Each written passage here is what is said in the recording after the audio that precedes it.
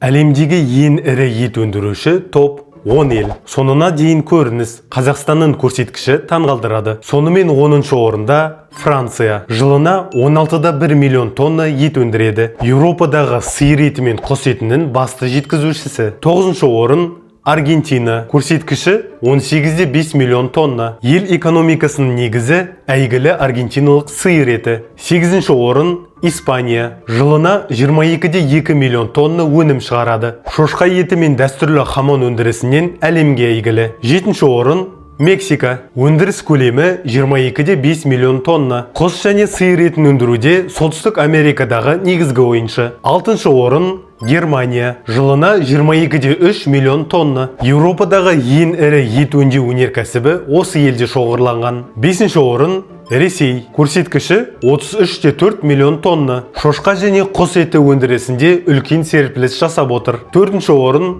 Үндістан. Жылына 33,7 миллион тонна. Бұқа еті мен ешкі етін өндіруден әлемдік көшбасшы. Ал енді үздік 3-ке көшейік. 3-ші орын Бразилия. Өндіріс көлемі 87 миллион тонна. Әлемдік сиыр еті экспортының алыбы. 2-ші орын Америка Құрама Штаттары. Жылына 145,8 миллион тонна. Құс және сапалы сиыр етін өндіруден әлемдік технологиялық лидер. Егер сізге агроконтент қызық болса, Агромен парақшасына тіркелуді ұмытпаңыз. 1-ші орында Қытай. Әлемдегі рекордтық көрсеткіш 253 миллион тонна. Әлемдегі барлық еттің 25%-дан астамы тек осы елге тиесілі. Ал Қазақстан жылына жалпы алғанда шамамен 1,3 миллион тонна ет өндіреді.